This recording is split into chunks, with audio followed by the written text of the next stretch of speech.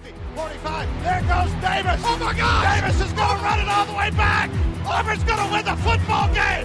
Auburn's going to win the football game. He ran the missed field goal back. He ran it back 109 yards. They're not going to keep him off the field tonight. Holy cow. Oh, my God. Auburn wins. Auburn has won the Iron Bowl. Auburn has won the Iron Bowl in the most unbelievable fashion you will ever see.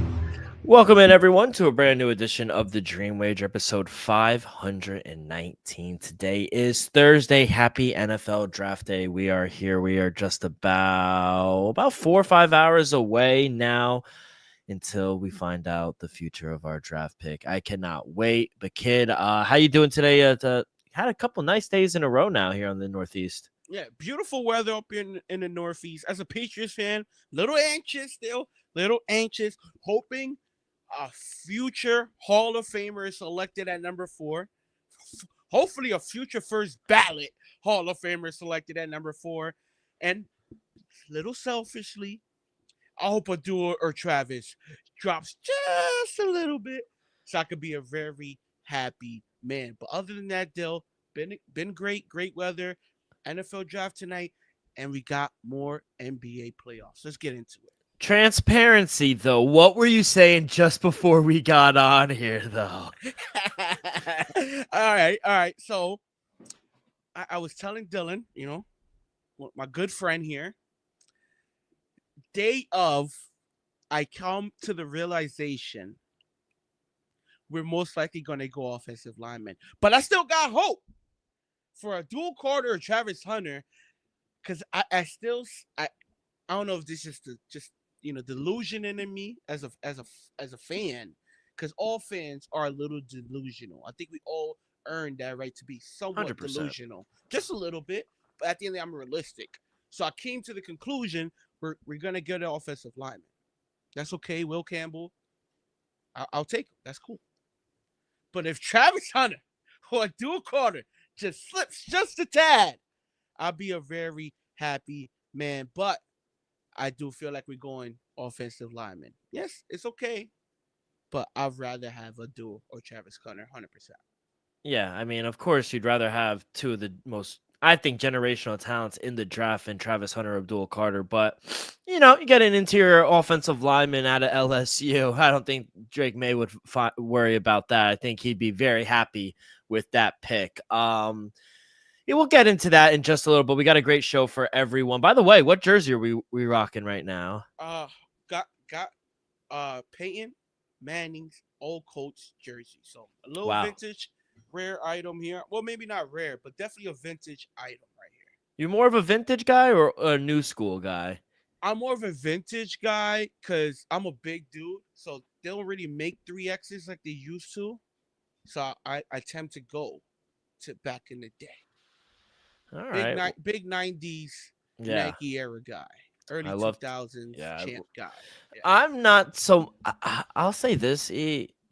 Not the biggest jersey guy anymore.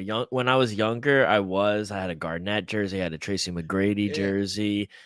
Now, I think that the latest one I have was a Garrett Wilson one. But outside of that... I seen you go back-to-back years, though. You got Le'Veon Bell, then Garrett Wilson. Shout out Le'Veon Bell. You were there. You were with me when I took you to the city. Yeah, he took me to the city to get that jersey.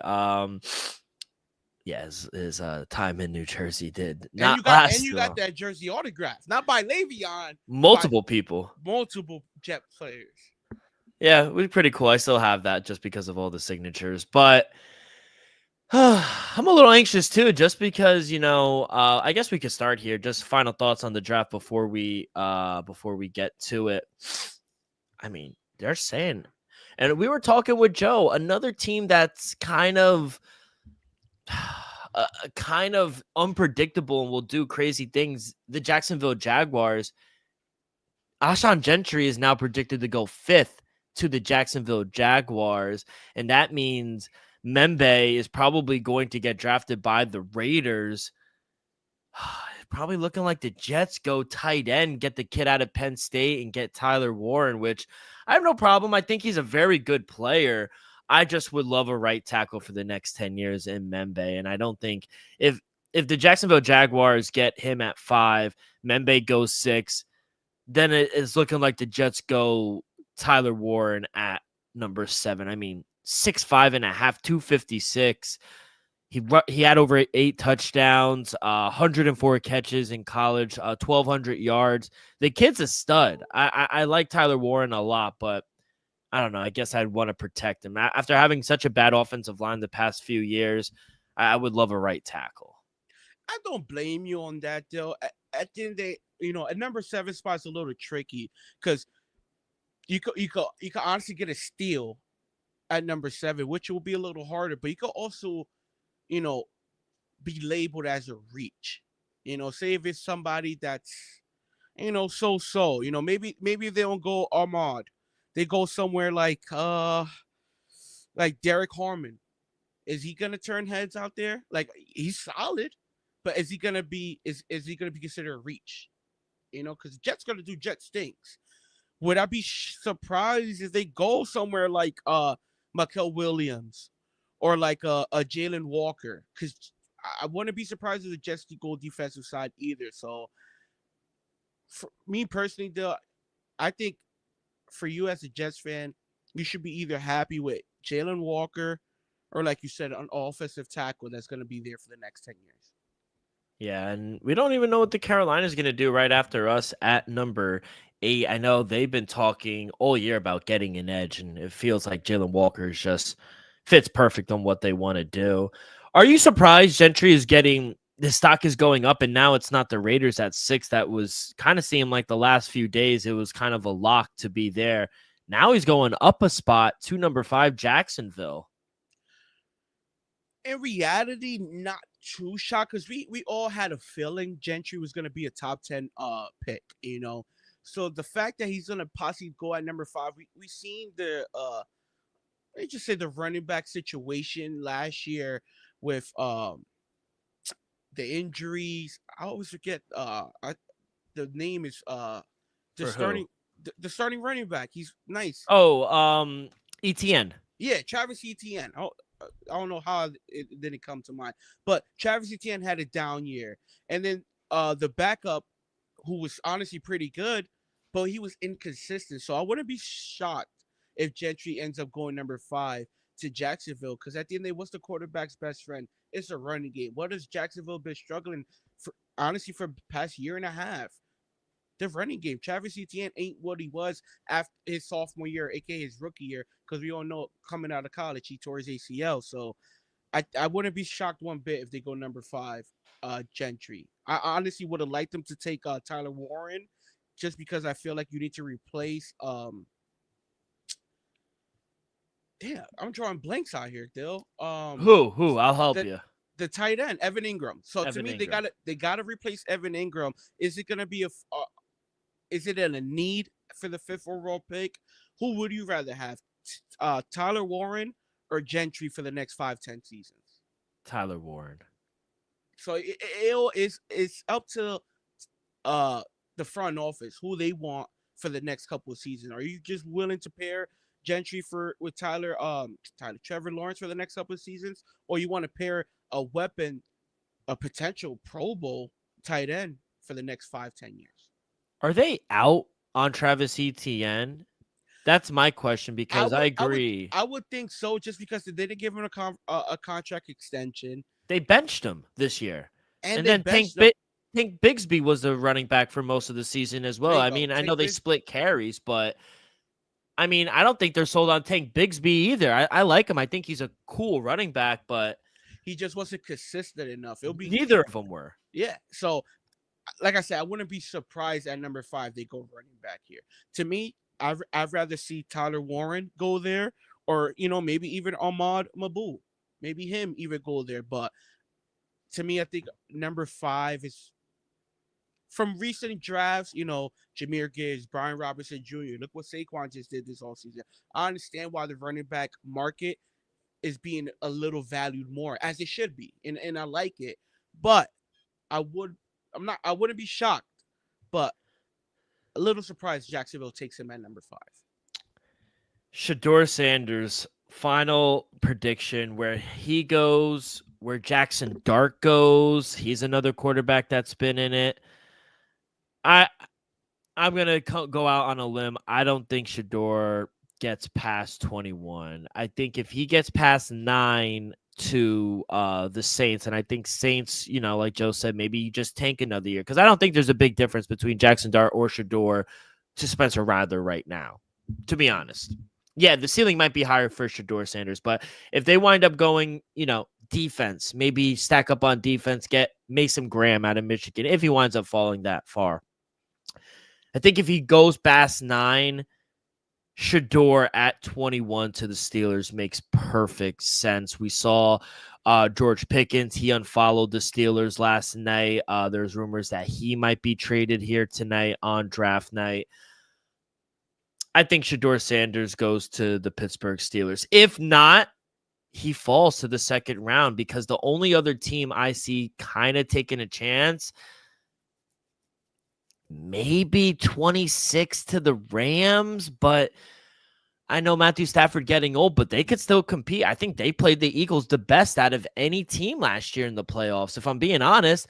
In the snow. So, but I love the kid Gray's Zabel out of North Dakota State. They just breed offensive linemen, and you really want to protect Matthew Stafford this late in his career. So I think maybe that's the only team. If not, maybe 34 to the Giants, second pick in the second round on Friday. But I think that's a landing spot Jackson Dart could fall if they don't go quarterback at number 3, because I think at 3 they're going to go Abdul Carter. I think Abdul Carter goes number 3. But yeah, kid, that's my prediction. I think Shador goes 21, and I think Dart goes 34 to the Giants. How about you? Put it like this. I give it a good chance Shador is drafted by the Pittsburgh Steelers. Do I think the Pittsburgh Steelers might have to move up to get him?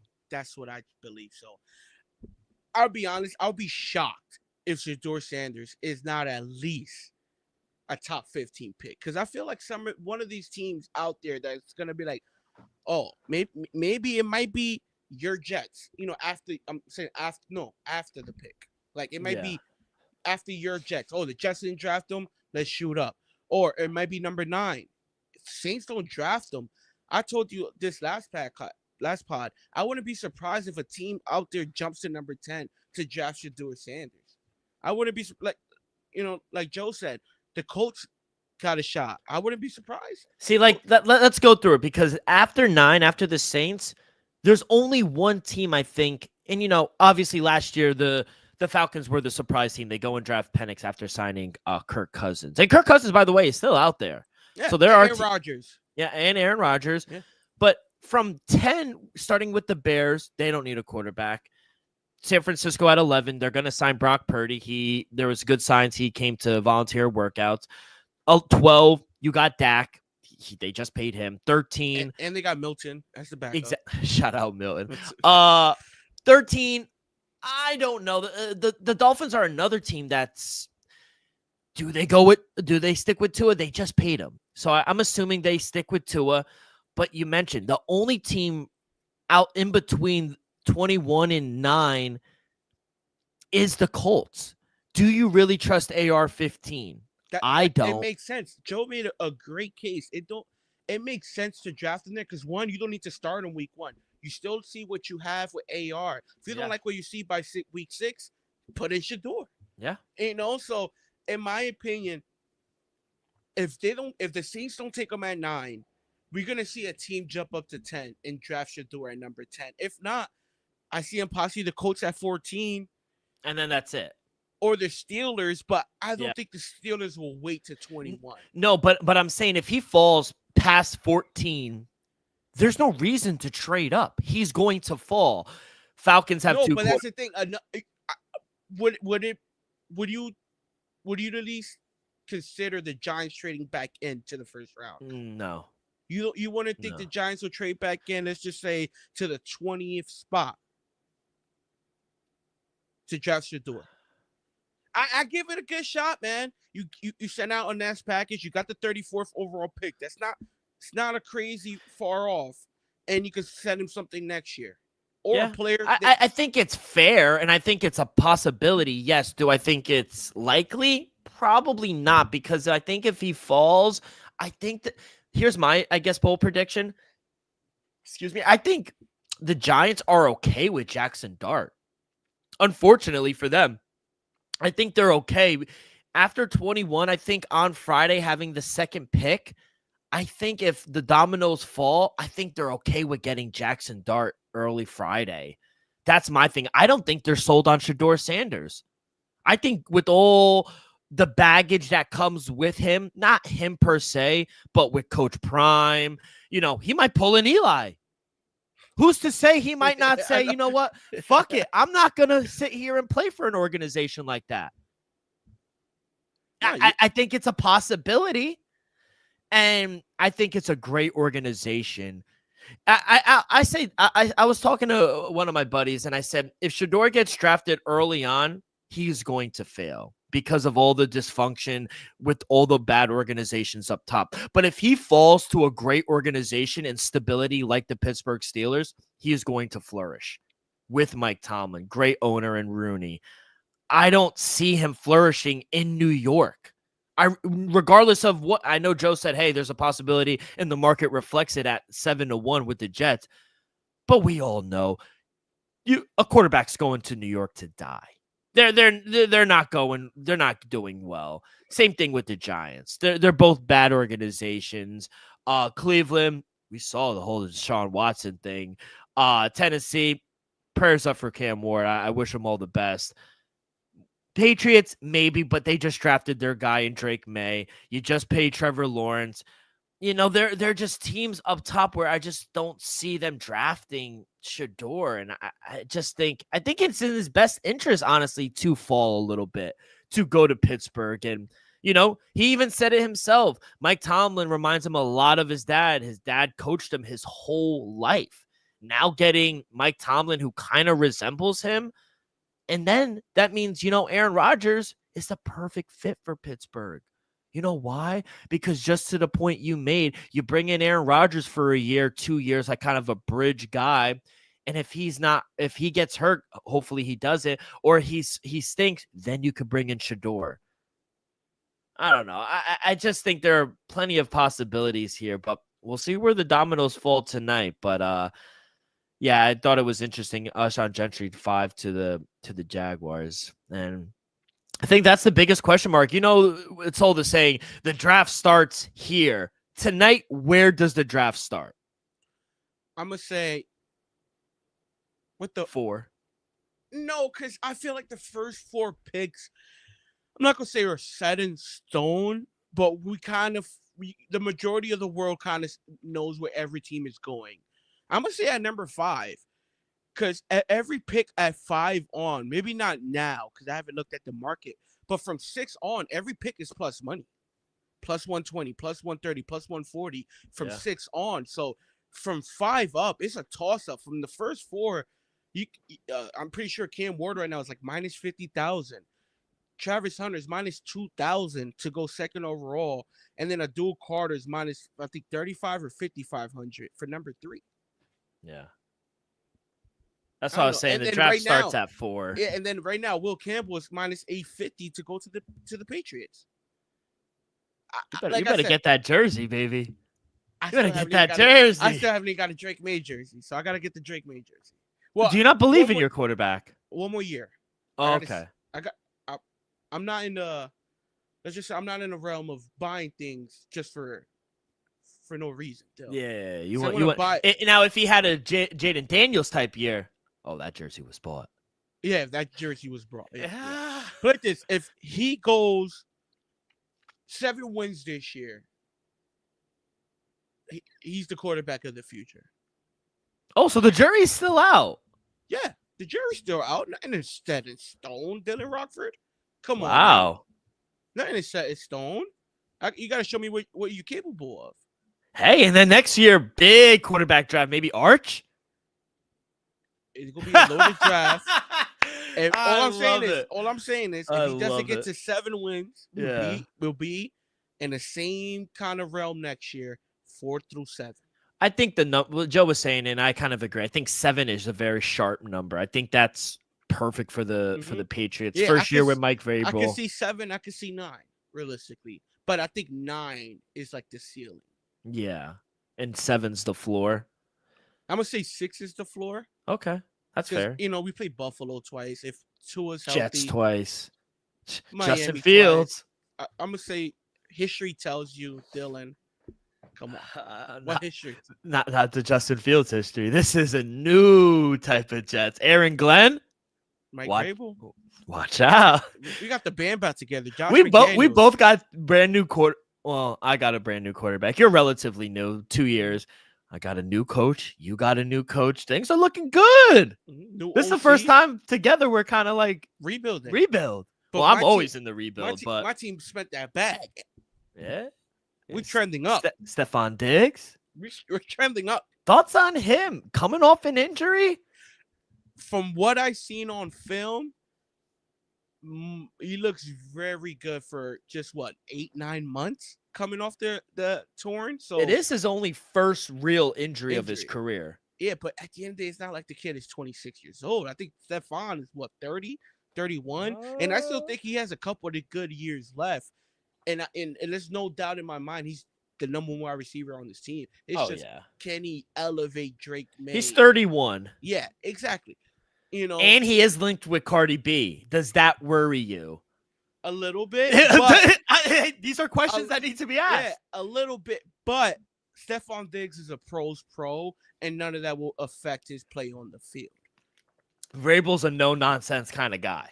Yeah, and Stephon Diggs is a no-nonsense type of player. I hope. When he wants the ball, he'll tell you about it. He will definitely tell Drake May, I need that ball. Exactly. And guess what? It's our job to get it to him. He's on a more receiver. I agree. Oh, I can't wait. Oh, by the way, forgot to tell you. I should have told you at the top. Football is back. I mean, they just announced the Hall of Fame game. Do you know who's playing? Well, obviously you know where it is. July 31st, 2025, Canton, Ohio, at the Tom Benson Hall of Fame Stadium. Tickets on sale Monday, April 28th. Football is back. Do you know the 2 teams playing? I'm going to say the Tennessee Titans. No. Damn. Okay. Pittsburgh Steelers. 2 good teams. Oh, okay. 2 good teams. All right. Well, I think one of them's good, but biased. So the Jets. No. Jets are not good. All right, so good team that Dylan likes by Chicago Bears.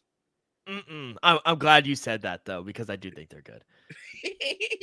All right, damn. All right. I have been on record for backing this quarterback when you think he's good, but you want to see more.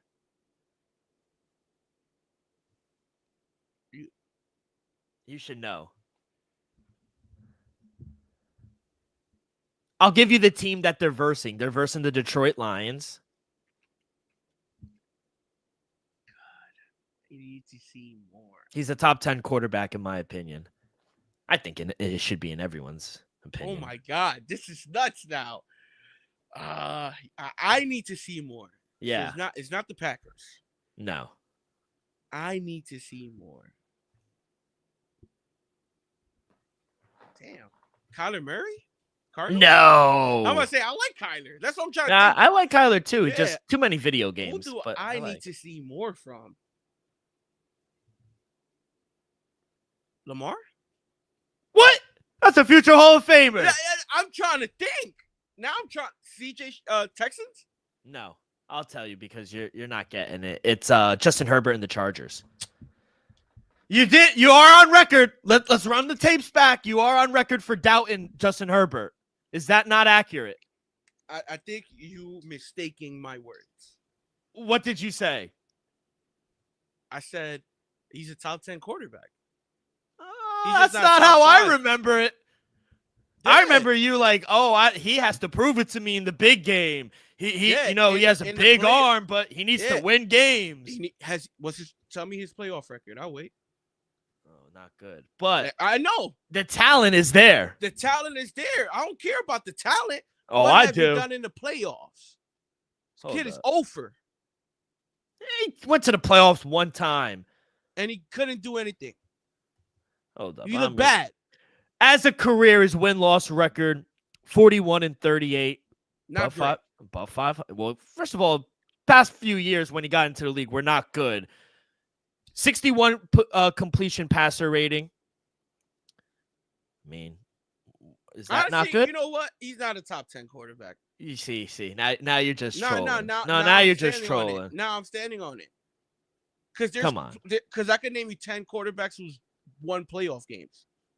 Yeah, but that's no. That's what we're not having this conversation today. No, but he's the top 10 quarterback. No, he's not. He's not ahead of Jordan Love. Well, we'll pencil this back. He's not ahead of Jordan Love. He's not even ahead. He's better than Jordan Love. Jordan Love took a major step back. I don't give a fuck about him going on that little run and then he got blown out. He took a major step back. Is that not fair to say? He got paid and took a step back. It's fair to say, Dale, but his team also was dealing with a lot of injuries. And that's what Justin Herbert dealt with his whole career up until the last few years. Who, talent-wise, just forget the numbers, talent-wise, would you take Justin Herbert for the next 5 years or Jordan Love? Talent-wise, Justin Herbert. That's it. We're going to change topics now. Let's go to the NBA playoffs. But who has a better completion percentage and touchdown to interception ratio? I'll get the numbers. I'll get the numbers. I don't have them right in front of me. We'll get the numbers. For the past 2 years. Let's go to the NBA playoffs. OKC. I mean, I wanted to take them plus the points, but they wound up covering. I think they won by 19. Yeah, they take game 2. Are you done backing Memphis? Are they done? Yeah, I'm officially done backing Memphis just because I thought they'll be competitive. Just because we saw every team be more competitive in game 2 besides the Memphis Grizzlies. And realistically, offensively, they just can't do nothing against this defense with OKC. They just locked in, and you got to give them credit for locking in. You got John Morant, who's struggling from the field. Justin Jackson, Scottie Pippen, Desmond Bane. These are all guys who could score the ball on a pretty much consistent level, and they're struggling so far in the first 2 games of the series. And to be honest, though, this might be the only series, well, maybe not, but maybe the only series in the West that gets swept. Is it safe to say the coach wasn't the issue? I tried to tell you this weeks ago. No, I agree. Yeah. I was just making a case that, he was going to get fired regardless. To be fair, I don't care if it was Doc Rivers, Greg Popovich, Phil Jackson. They were getting swept, and regardless. No matter the coach, OKC is just that good. But could it have been a little more competitive, games 1 and 2? Yes. Yeah, that's fair. Let's go to game 2. Pacers, they take a commanding 2-0 lead. Doesn't matter. Dame gets back. He didn't play that well, unfortunately. Giannis, I mean, he's out of his mind. He's so fucking good, this guy. But it's the team around him that's not good. At what point, if you're Giannis, do you want out of Milwaukee? That's the thing. I don't know if Giannis is that guy. I don't think he is either, but you got to think about that. I don't think he'll turn his back onto the city of Milwaukee. Milwaukee made him a man. They paid him, take care of him. And I guarantee behind, think about it. They had his brother on the team for a couple of seasons. Like, he was garbage. No disrespect, but I'm not going to say those lines. But all I'm saying is your brother was on the team. You know what I'm saying? So, Giannis, there's things that the Milwaukee Bucks behind the scenes done for you that only you and them know about. Yeah. And I think it's just going to be hard for me. And we cannot say the Bucks hasn't tried, Chris but Middleton, that's a bad move. Getting Kyle Kuzma and trading Chris Middleton is a bad move in hindsight. Okay, yes, I'll give you that. But they still made efforts to at least compete. They went out and got him Dame. Some people say, hey, they rather have Holiday, but hey, it ain't the here or there. They got Damian Lillard, who honestly is a star in this league. Yeah. It's going to be hard for me to see Giannis just turn his back on Milwaukee. Would I be surprised maybe in 2-3 years from now, he's like, you know what? Time to go? No. But let's just say if he has an early, let's just say they lose in 5, right? Would I would be totally shocked and surprised he requests a trade this summer. Yeah, I think if they get bounced again here in the first round, I don't want to hear you come back while we preview next season. Bucks contenders now here in the East. No, it's over. Unless they do like a crazy move, like land like Kevin Durant, something like that. Yeah, the Bucks they're out of it. Yeah. All right, Lakers. Hey, we nailed that one. Lakers even up the series at 1 apiece. Better game for LeBron. He had the double-double. Luka goes crazy again. He went for 30. We're really starting to see Luka in his form, and they really tamed Anthony Edwards here in this game. Yeah, great win. And to be honest, I think who deserves a lot of credit for this one? JJ Redick, man. He got his team going. He saw it from the game. Yeah. This game was over in the first quarter, realistically. Luka got it going early. LeBron, Austin Reeves, collectively, everybody had a good game. But the only thing moving forward is my biggest question is Jackson Hayes at the 5 position. Because, when I don't know if he could do it consistently, but Rudy Gobert is going to eventually hurt you. I know he only, 2 for 5, 6 points. He got to be a little more aggressive offensively. Naz Reid didn't really do much in game 2, but in game 1, he hurted them. So is Jackson Hayes going to be able to play enough, contribute enough in his starting minutes? Because Finney Smith has been getting most of the time coming off the bench. Jerry Vanderbilt as well with Gabe Vincent. But if Jackson Hayes, he needs to be a little more aggressive on the offensive side and on the defensive side. 1 rebound. You play the 5, you got 1 rebound. I understand you play 9 minutes, but if you're playing the 5, even in 9 minutes, I expect you to get at least 4 boards. So great win from the Lakers. Great coaching job from JJ Redick. It's going to be interesting to see this series back in Minnesota. Lakers in 5. No. I actually love the chippiness between the Boston Celtics and the Orlando Magic. I mean, did you hear Joe Mazzulla saying, I want to see Porzingis blood? Yeah. I love this guy. Something's not right with him, and I love it. Yeah, at the end of the day, shout out to Magic covering the 10.5. No Jason Tatum. Got there with Derek White over 16.5. Somewhat of a sweat, but we ended up getting there. Still, to be honest, there's a Orlando Magic team.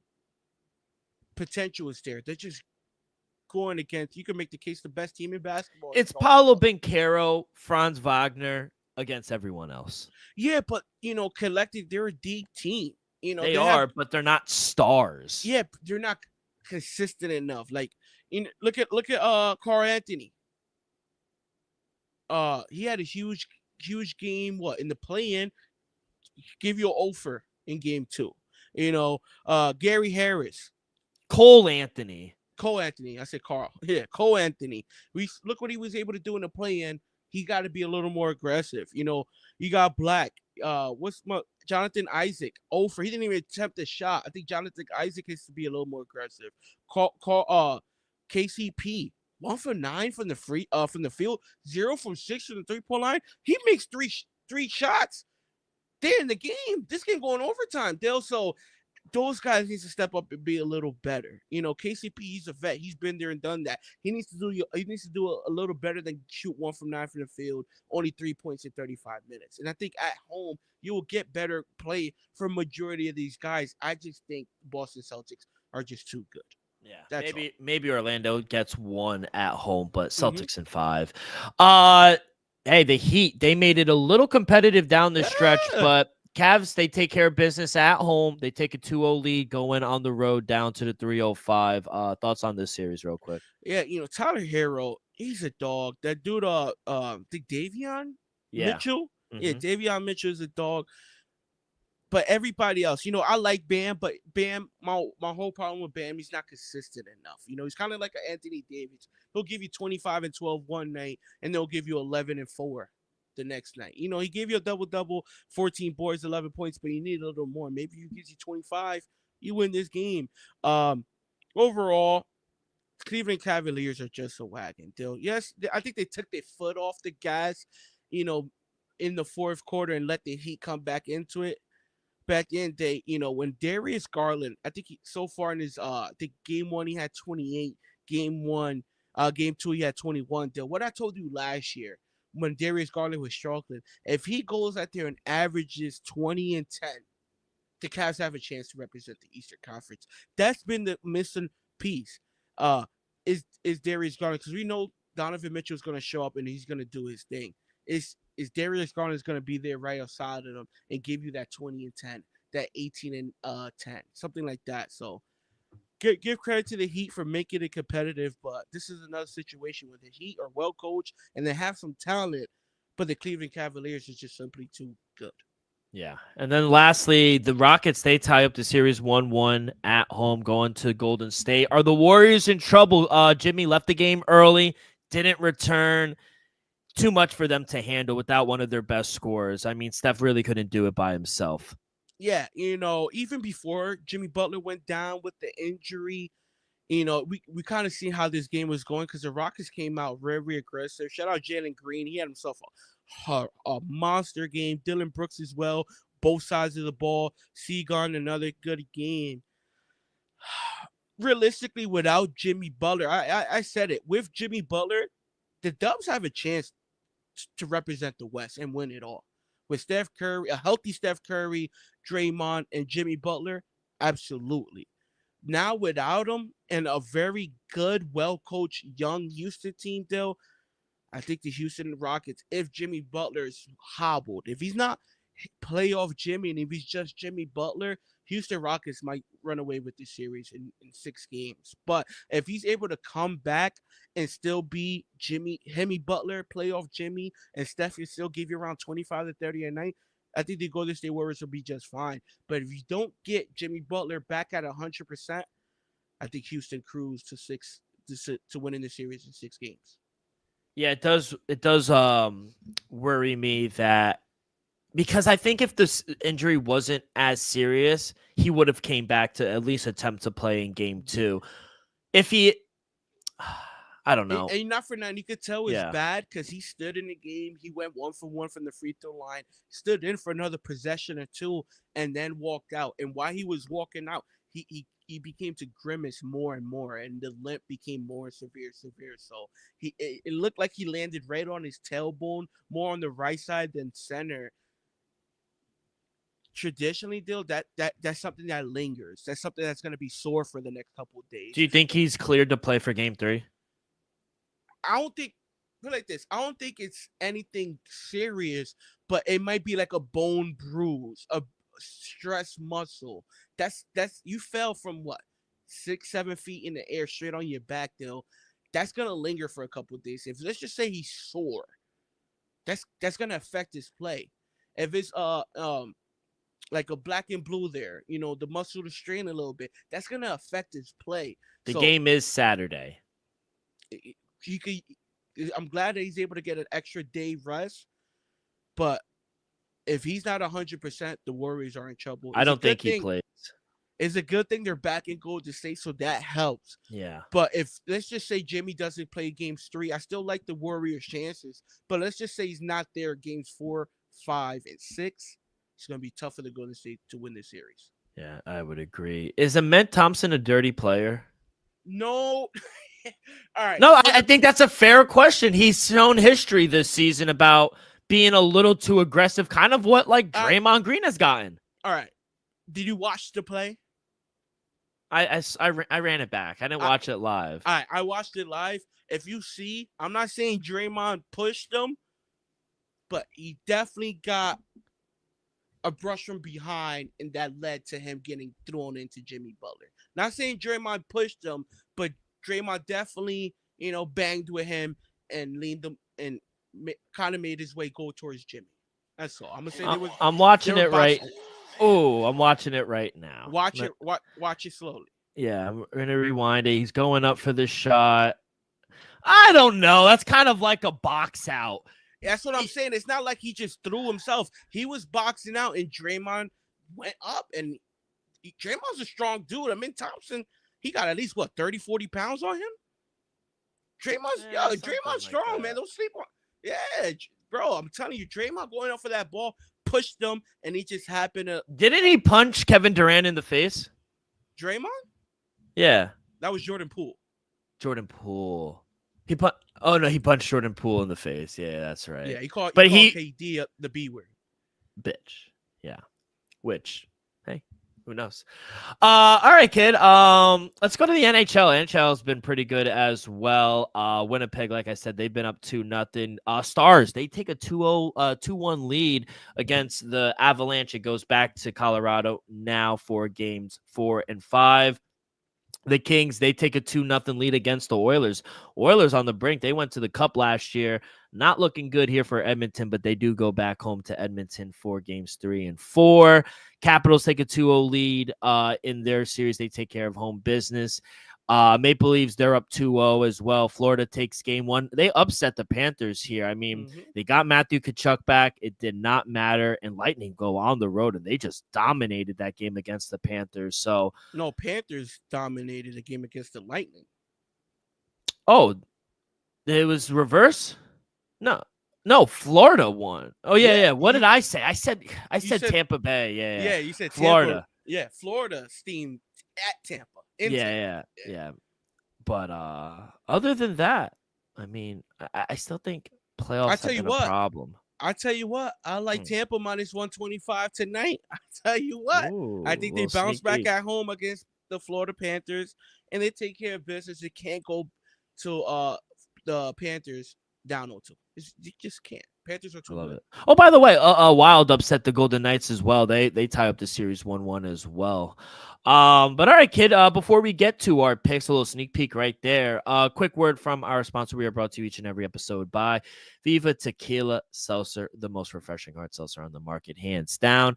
It's no wonder why Viva was voted #1 hard seltzer in the world by San Francisco World Spirit Competition with only 88 calories, 0 carbs, 0 sugar, and a light 4.5 ABV. Viva is the perfect drink for your post-game celebration as it was created with that active lifestyle in mind. We flavored tequila seltzer because flavor is the spice of life, and we like our drinks with just a kick, just like how we like our lives. Whether it's Huckleberry playing around a golf with the boys or an elderberry watching the NFL draft, it doesn't matter. Our favorites pair perfectly with that Artisanal Blanco tequila for that subtle and refreshing drink. Our belief here at the Dream Wager and at Viva is to live long, live well, and live it up. All right, kid, let's get to it. We will start in the association, and we have a 3-game slate here on Thursday, and we will start in the Motor City, the Detroit Pistons hosting my New York Knicks. Knicks, short favorites here on the road, -1.5, -125 on the money line. Total 217. Kid, I'll let you lead this one off. What do we like here? So far, it's been an entertaining series. Jalen Brunson has been bugging. Cade Cunningham is showing that he's for real, and he's here to stay. It's been an impressive postseason. Love both of them so far, their performances. It's going to be a tough one, Dill, but give me the Detroit Pistons at home, +102 on the money line. I do think the Knicks could leave Detroit tied up, but I think Detroit take care of business tonight. I think the Palace is going to be electric, Dill. First game in Detroit, and first home playoff game in Detroit in, I think, 16 years, since 2009. The place is going to be electric. And then I also lean Jalen Brunson over 28.5 points. We know the only true consistent weapon is Jalen Brunson. He's going to show up night in, night out. I wouldn't be surprised he gives you 30-something points because guess what? Offensively, he's the only person that's going to be, one, not shy or not scared of the moment. You know, OG, he's been up and down. Cat, he's been up and down his whole career. Who's going to be consistent enough besides Jalen Brunson offensively that the Knicks can rely on? Is it going to be OG? Is it going to be Cat? Is it going to be Josh Hart? It's going to be interesting to see, but give me Cade Cunningham and the Detroit Pistons game 3. Defensively, I think this might be hard to believe listening, but I don't think New York really needs to change that much. They held the Pistons to 106 points per 100 possessions. Yeah, I thought we were good. I need that third consistent option. Like Malik Bridges. Yeah. We got you here. We need at least 18 to 20 a game. I think outside of Cade going off, everything was right where it needed to be in game two. I think New York needs to just do a little better about fouling less, which could happen naturally with Tom Thibodeau having, complain about the whistle after game two. But I don't know. I think the Knicks, they just need to play well enough offensively to not waste it on the other side on the defensive end. So another thing I like about New York here, obviously, I'm taking the Knicks money line. I got it at minus 115. I'll lay the minus 1.5.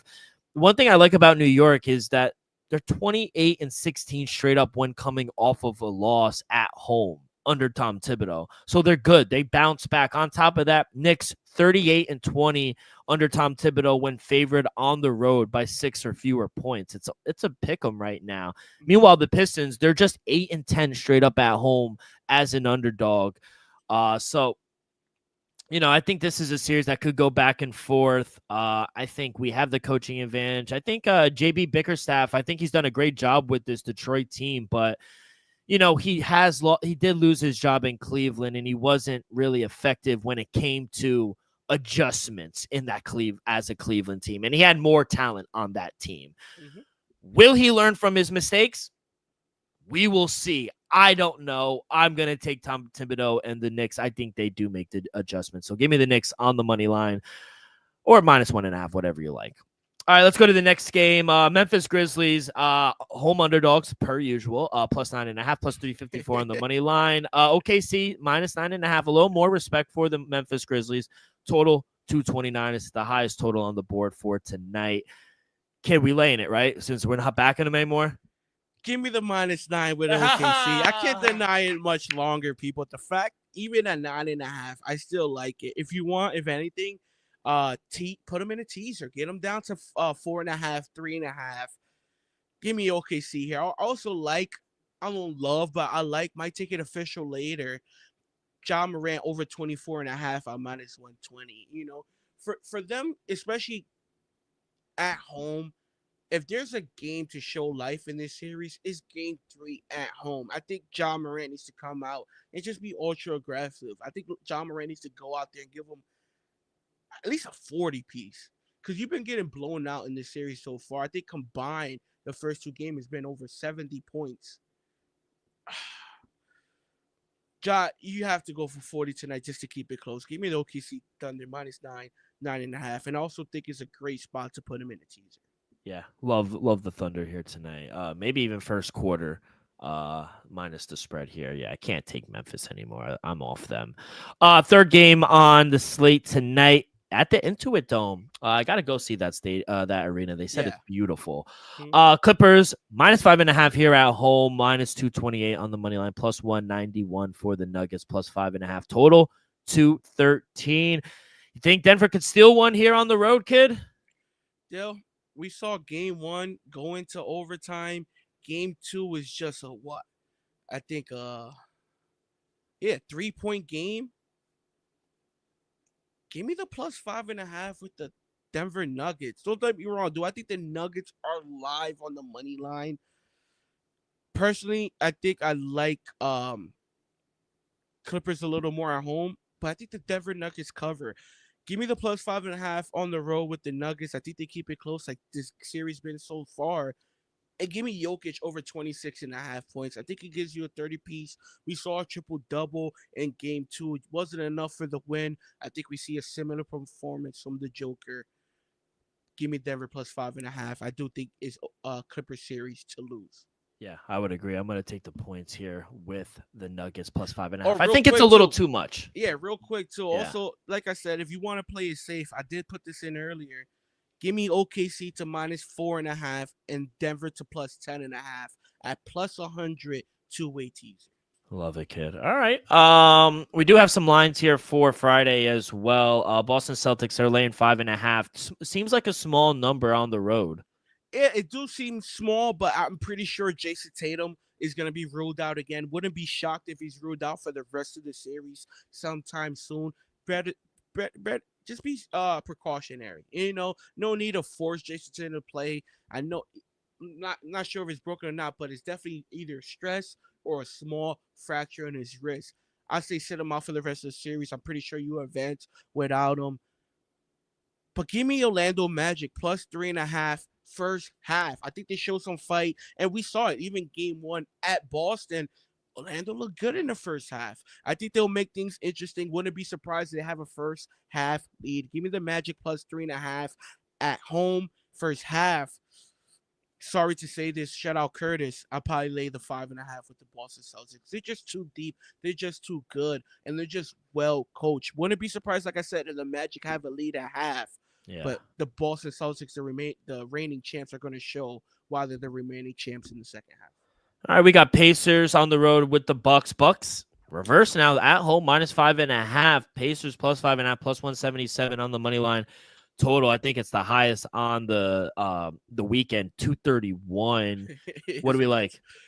Kind of like the under. Nah, all seriousness, people. They both don't play defense. Yeah, respectfully, the Bucks have lost games 1 and 2. I'm not gonna say convincingly, but they lost games 1 and 2, and it wasn't really close down the stretch. I think 5.5 points is a little much. I'll lean the plus 5.5 with the Pacers, but I love what Doc Rivers said at the end of the game in the press conference. He said, I still like our chances a lot in this series. I don't. I'm not sure if I'm there with him, but I love the energy he's giving out. Give me the Milwaukee Bucks -2 the first quarter. We got to see some urgency from them, from the whole team. And I think we're going to see that in the first quarter. Give me the -2 first quarter. Right now, I see up to -3. I still like it. This should win the first quarter by minimum 5 points. It should be double digits like we saw Lakers game 2 versus the Timberwolves. But Doc Rivers, I'm going to say -2 first quarter Milwaukee Bucks. Do like them to win. I do think they get back in the series, but I do think 5.5 is a little rich. And then next game, Los Angeles Lakers taking on the Minnesota Timberwolves once again. Look at Luka's points. It's at 30.5. They're finally adjusting. Even at 30.5, I think it's too low. Luka playoff career average, I think it's 33 or 34 points a game. I like Luka's over 30.5 points. And I'll probably take the Lakers +3. I think that this will be a close game. I like Minnesota, but to be honest, I think the Lakers were the more impressive team in game 2. Give me the +3 with the Lakers. I'll probably take that officially. Oh, 3.5. Give me the +3.5, -110. All right, kid. Well, good luck this weekend in the NBA. Hopefully my Knicks take a 2-1 lead. Let's go to the NHL. We got 4 games here for tonight, starting in that battle of Florida. The Panthers on the road taking on the Tampa Bay Lightning. Lightning -121 on the money line, +108 for the Florida Panthers. You said you had to pick -121 for the Lightning? Yeah, give me the -125 for the Tampa Bay Lightning in a must-win situation. You can't go down 0-2 to, in-state rival, because it's gonna be tough sailing in the Panthers. Give me the Tampa Bay Lightning -125. Yeah, I think Tampa Bay has to come out. I took them to score the first goal in the first period at +125. I think Brandon Point scores a goal +155. Jake Gensel +175. I like that. And on the other side, I think Florida's going to get theirs as well. I'll take Matthew Tkachuk, anytime goal scorer as well, +220. Sam Bennett +340. I think we see a lot of goals here in this game, but to pick a side, I do agree. I think Tampa kind of comes out in a must game. They can't go on the road down 2-0. Let's go to the 7:00 game. Battle of Ontario. We got the Toronto Maple Leafs underdogs on the road here for game 3. Senators -129 on the money line. Total is at 5.5. Just like I took Tampa Bay to score first, I'm going to take Ottawa here. I think they have to come out aggressive with some urgency at home. They're down 2-0. Ottawa to score first at +120 in the first period. I like that. Brady Tkachuk, Matthews' brother. I'll take him over 4.5 shots on goal at +165. I like him. Anytime goal scorer at +170. And on the other side, I think Maple Leafs are going to get theirs as well. Mitch Marner, I like him to have a point. John Tavares to have a point. Austin Matthews +155. Anytime goal scorer as well. I like that. And I think we could see over too. I really think we see some goals here. And then last game is Vegas Golden Knights and Minnesota Wild. Golden Knights minus 161, plus 143 for the Minnesota Wild. Totals at 5.5. I'm going to lean Minnesota here at home as a dog. They got some momentum. They stole a game on the road. Now coming back home in a tough place to play in Minnesota. I like Minnesota here to get the job done. Maybe even plus 1.5. I think that's a very good play as well. Kid, let's go to the Diamond. Let's go to the Diamond before we get to the UFL. A couple games already off the board here. We had some day baseball. Red Sox actually up. Oh, they're down 4-3 to down, they're down 4-3, top 8 to the Mariners right now. What are we thinking here for baseball? Yeah, I had the Giants. Took them on the money line earlier, minus one. They're down 41. 2-1. They're down 2-1, still early, bottom of the second, 0 out, so we're still live there. And then the other game I have action on, late start, so plenty of time for everybody there. It's a little chalky. Oh, lines went down, not going my way. I don't know if that's a good or bad thing, but Texas Rangers taking on Oakland Athletics. Jake DeGrom on the mound. Honestly, probably won't stay up to watch it because probably watch the Clippers and Nuggets game. But Rangers taking off the Athletics. Grom versus Glenn on the mound. Give me the Rangers minus 150 on the money line. Right now they're minus 135. You would like it better. I understand the Grom maybe not what he was a couple years ago, but he's slowly working his way back in. I think he gets his first win of the season. Give me the Grom. Give me the Rangers minus 150 on the money line. Love it even better. Minus 135. Yeah, only two plays for me here tonight, and we'll start with that Angels-Pirates game at 9:30.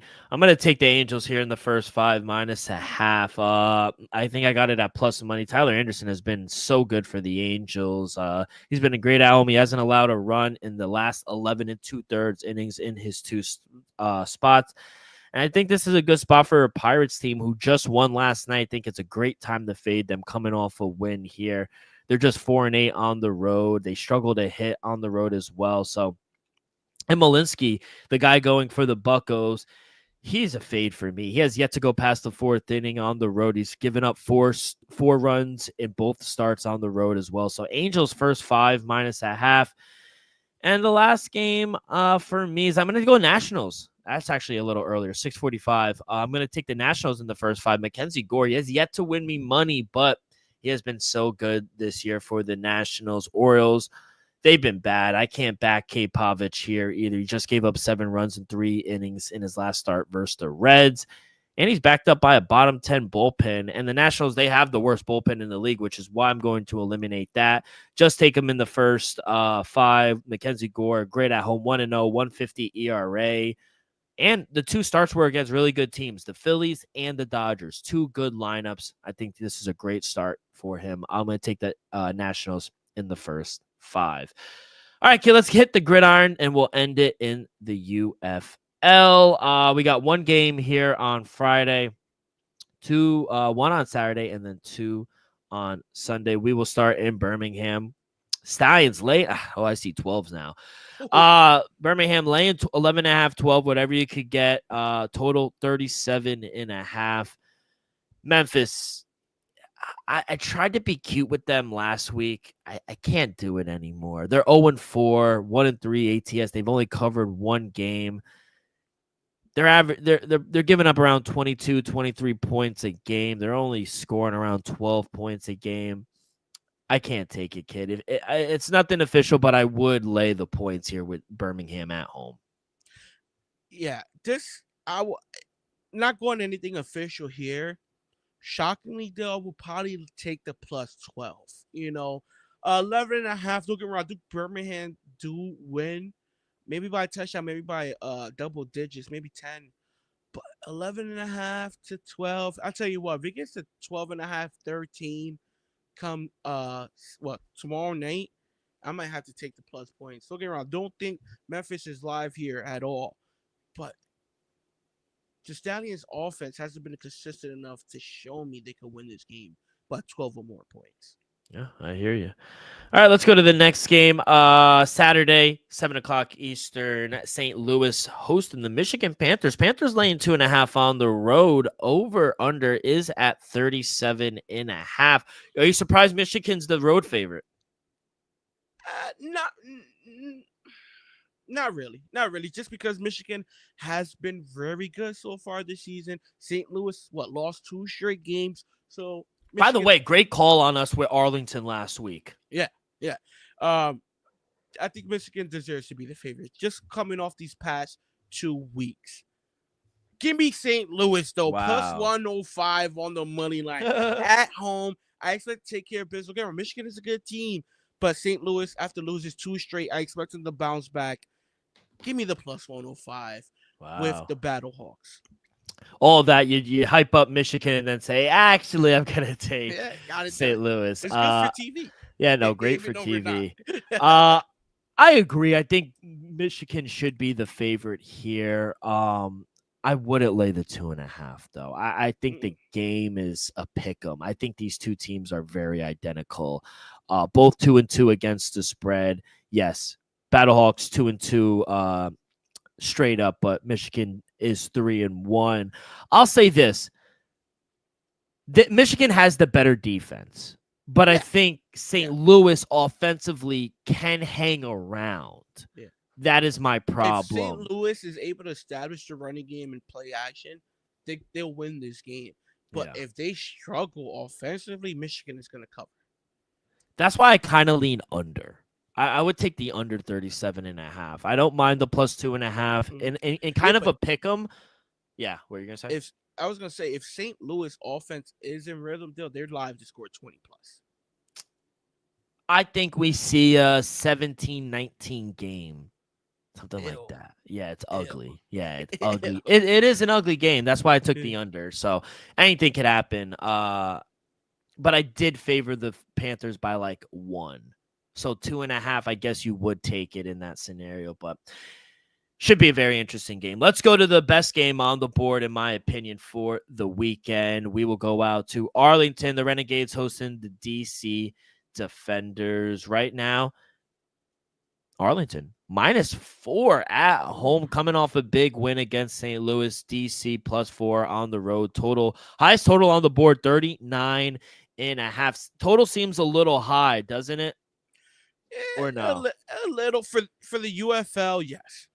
I like the plus 3.5 deal. Give me the +4 with DC. Don't get me wrong. Arlington, they deserve to be the favorites, but I think 3.5, 4 points is a little much. This game should have been just about a pick 'em in my eyes. I think DC defensively show they're a little better defensively. Offensively, Arlington, up and down, up and down. Give me DC. To me, it should be a pick 'em. Give me the +4 with DC on the road. Yeah, I actually would take DC as well. I think they are the right side. I think Arlington should be a favorite, but I only favored them by like 1.5, 2. I think getting 4 now. I know it opened up at 3.5, but money has actually come in on Arlington, which I guess I understand, but I would take DC. I think both really good defenses. I think both have been really good. And I think DC can hang around offensively. I'm going to take the points in my pocket as well. Stay away from the total, even though I do think it's a little high. But I'm going to take DC +4. I like that. I don't think they should be 4-point favorites, even at home. All right, let's go to Sunday, the last game, Brahmas and your Roughnecks. Roughnecks catching 3 on the road against San Antonio. Total is at 38.5. What are we doing here for your Roughnecks? They are. I know. Stop I know. It. We gotta get you a Roughneck jersey, if anything. Yeah, you would helmet. rock a Roughneck Small jersey. helmet. Yeah, I'll definitely helmet. I don't know about the jersey, but definitely a helmet. Battle of Texas. Give me San Antonio -3.5 at home. To be honest, out of all the spreads, this one should have been a little more. Oh, to me, the Brahmas should have been favored at least 5. Maybe even 6. I think they win this game by maybe a touchdown. Definitely by 5. I think they covered the spread. Give me the San Antonio Brahmas taking care of business against the Roughnecks. Yeah, I like the under 2. I think 38.5 is a little too high here. for the UFL. I would agree. I'll lay the 3 here with San Antonio. I think they should be a 4.5, 5-point favorite as well. I mean, can you really trust the Roughnecks offense? They're averaging 12.3 points per game. Maybe take their team total. If you can find a market with team totals under for the Roughnecks, I would look at that as well. And they are 3-1 ATS, but they've been getting big numbers. They did win one game outright, but I don't know. I think San Antonio, even though they are 1-3, they've been competitive in some of these games. They are 2-2 ATS. The over is 3-1 for San Antonio as well. I don't know. I think the offense is just going to be a little too much here for San Antonio. So I would agree. It's an indoor game at the Alamo Dome. I think think we see an over as well. So yeah, give me I'm gonna take San Antonio minus the 3. Kid, that's gonna do it. Gave you some NBA and NHL playoffs. We got the draft tonight, MLB picks, and UFL week 5.